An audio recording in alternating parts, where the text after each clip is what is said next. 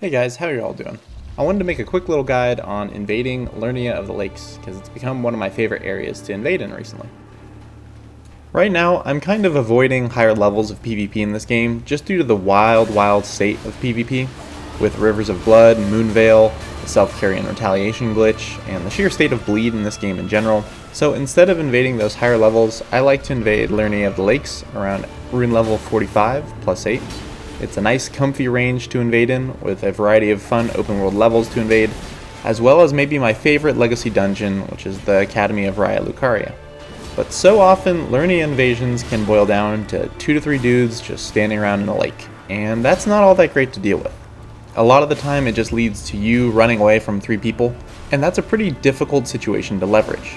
Is it possible to kill 3 people who are all just chasing you? Sure, but you have to be better at the game than 3 people combined, and that's not always possible. So I'm going to go over a couple different strategies on how to deal with the 3 guys standing in a lake problem, as well as cover a couple other invasion spots in Liurnia that are more exciting and dynamic to invade in. I'm not really going to talk about the Raya Lucaria Academy, because I covered that to an extent in one of my first videos on Elden Ring. So if you're curious about invading there, I'll either leave a link in the description or put a card on the screen with a link to that video. Let's talk about how to get invasions in Liurnia in the first place. First, make sure you're at an appropriate level for the area.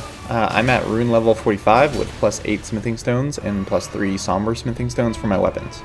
My reasoning with the plus 8 upgrade is that I'm hitting the lower bound of the most likely players in this area, as Rogier gives you a plus 8 rapier after beating Godric, which automatically puts you in the plus 8 range. There are a few level 4 smithing stones in Liurnia, which would upgrade your weapon to the plus 10 to 12 range, but you kinda have to know what you're doing to get those, so I'm content with targeting that plus 8 lower bound. If you open up your map of Liurnia, you can press L1 and open up your multiplayer status. This will give you a view as to where co-op and PvP are currently happening in the region, specifically at your level range. The blue circles indicate where co-op is happening, and the red circles are where PvP is happening. I will say though that this multiplayer status view is mostly just a good suggestion and not like definitive information. FromSoft has always had issues showing accurate information about multiplayer statuses in certain areas, dating all the way back to Dark Souls 2 and 3. So I'd recommend taking these indications with a grain of salt. But the general rule of thumb here is that anywhere you see blue circles, you'll probably get invasions there. Right now, if you're looking at the map of Liurnia through the multiplayer status view, Academy Gate Town is going to be the most active area, displaying a shading within the circles that indicates a large amount of activity. But so often, it's the same issue I talked about earlier, 2 to 3 guys standing around in a lake. So in order to have a greater chance of beating these parties, you have to rely on 3 things here: stealth, PvE, or Co-invader. Let's start with stealth because it's sort of the complement to those other 2 elements. The idea behind stealth is that you're waiting for your best chance to strike, which is often when the party is preoccupied with PvE or perhaps another co-invader. Your goal is to avoid just getting chased around by 3 people, but still be in position to strike in as short of time as possible. There are a few tools that you can use to enhance your stealth capabilities. You'll see me hiding in bushes a lot, and that is because when hiding in a bush as an invader, your character model is obscured unless locked onto by a party member. Another tool I've always employed is the host's trick mirror, which gets rid of the red hue that all invaders have, allowing you to blend in with your surroundings a lot easier.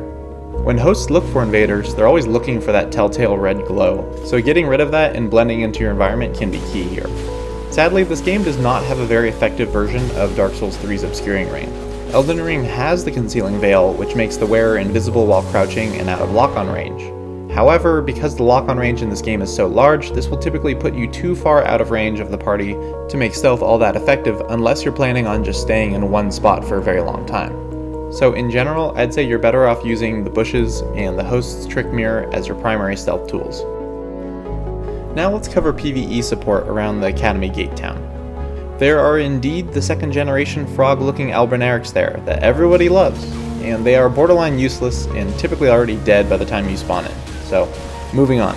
But there is a magic dragon guarding the Academy Glintstone Key in the area, who, like any dragon in this game, is tanky as hell and sometimes randomly one-shots people with its larger breath attacks. And like any dragon, its attacks can and will hit you several times. But that's okay, that's how FromSoft designs their big enemies in the level these days, so we invaders must learn just to play around it.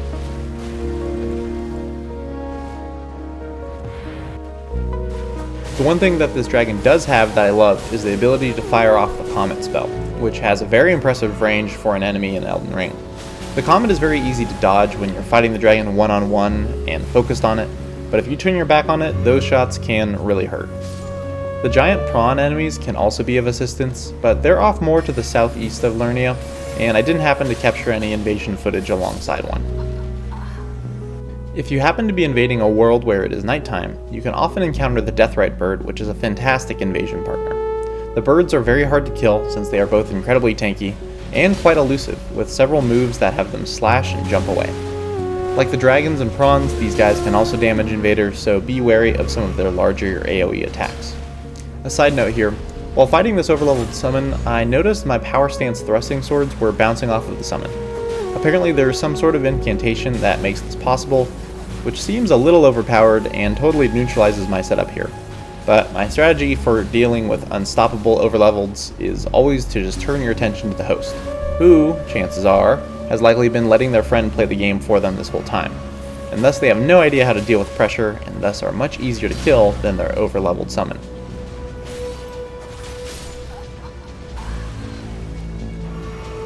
On to the topic of co-invaders. Now, a co-invader might seem like the best help of all, but in many cases in this game, you'd be wrong. So far, I've almost exclusively been attacked by my co-invaders, even when I take the host's trick mirror talisman off and show them that I too am also another red invader. Rarely does that dissuade them from attacking me. So here's a quick PSA: if you are new to invasions and find yourself in a world with another invader, do not attack them. They have the same goal as you. Your job is to fight alongside them and kill the host together. There is nothing you gain from killing another invader. In a session of about 2 hours of invading, I had an invader attack me 4 or 5 times.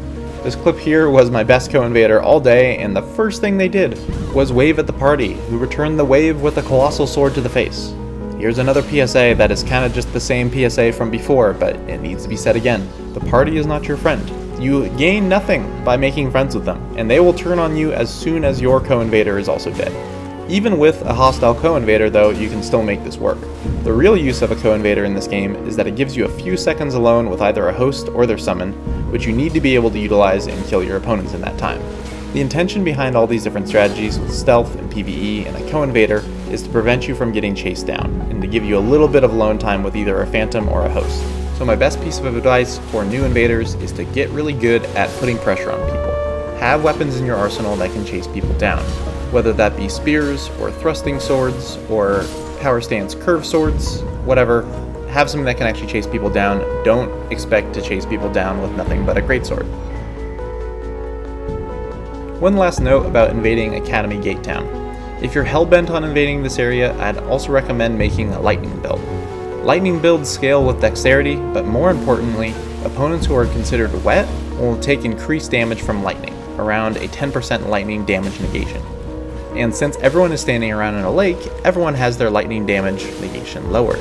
It is not a requirement at all for this area, it's just something to keep in mind to make an extra effective and damaging build for this level.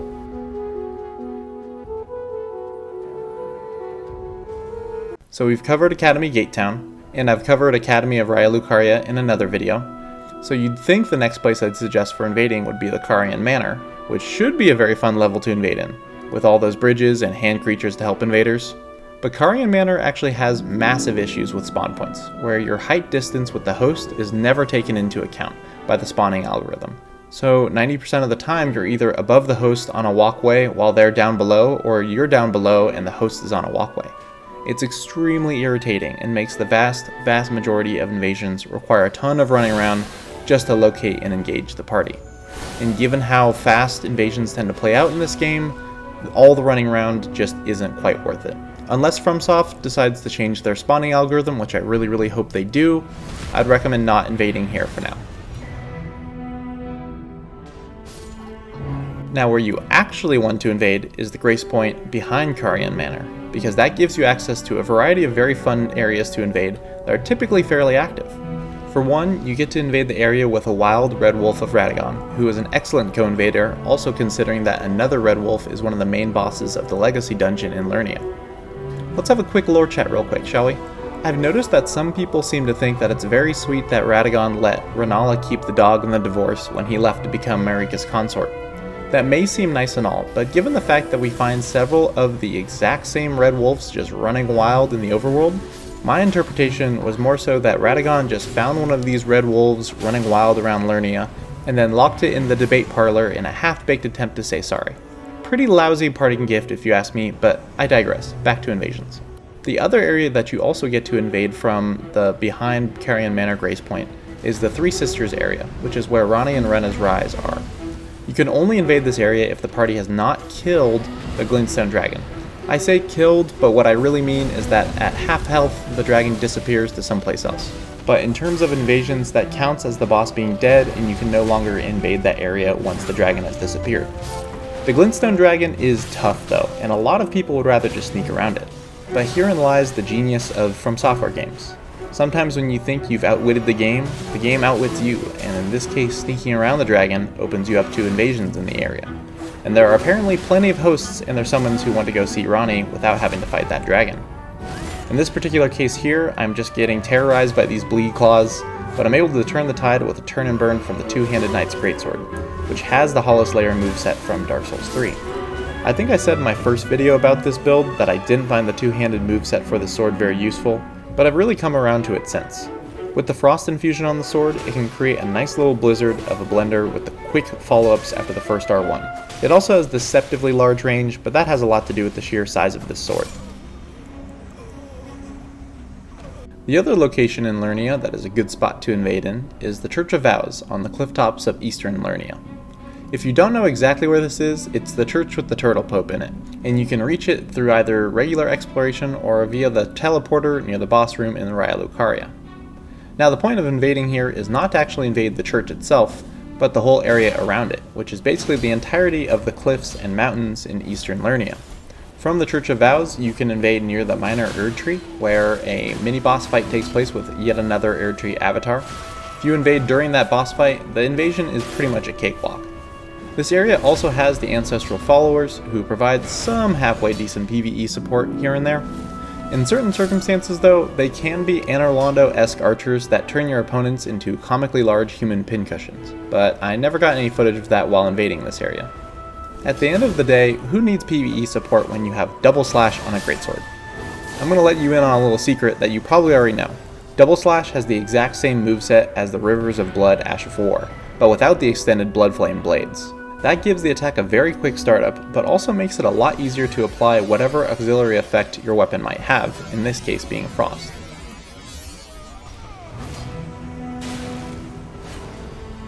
So what you're seeing now is an invasion in the area around the Church of Vows, where I'm very clearly being led into an ambush that I fortunately do see coming before I get blendered to death.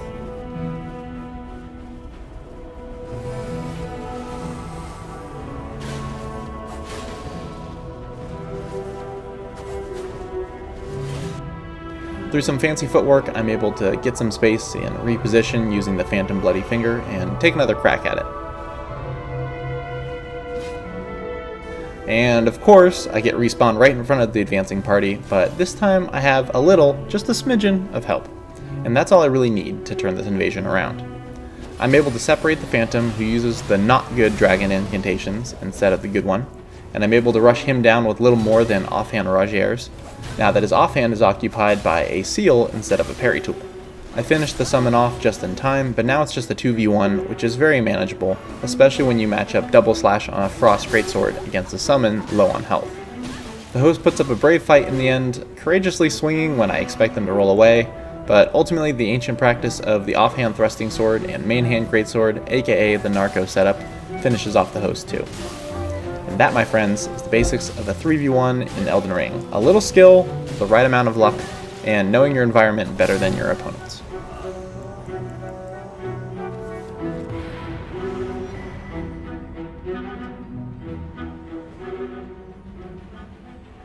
Now there is one more thing I wanted to talk about, and since we're covering Liurnia, the home of the Carian Knights, I think it's best to talk about Carian Retaliation at the end of this video.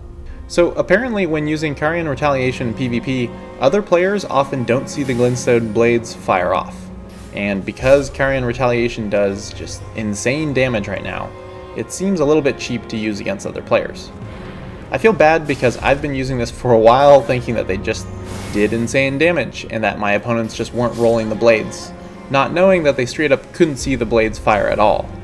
The parties here don't really understand what's happening, that I've parried their spell and then out of nowhere, boom, they get one shot seemingly for no reason on their screen. But at the same time, I'm not glitching here. I'm not parrying my own glintstone scrap and using that to generate a billion damage out of nowhere. I'm parrying the spells they're firing at me. Carian Retaliation is designed as a direct counter to spell spam, and it seems foolish to not use something in this game just because it's overpowered. At rune level 45, I'm constantly seeing Rivers of Blood, the Moonveil, the Glintstone Scrap glitch, even Stars of Ruin, and especially Vike's Spear. All things that are quite overpowered and probably need to be nerfed or at the very least tweaked because of ridiculous balance issues.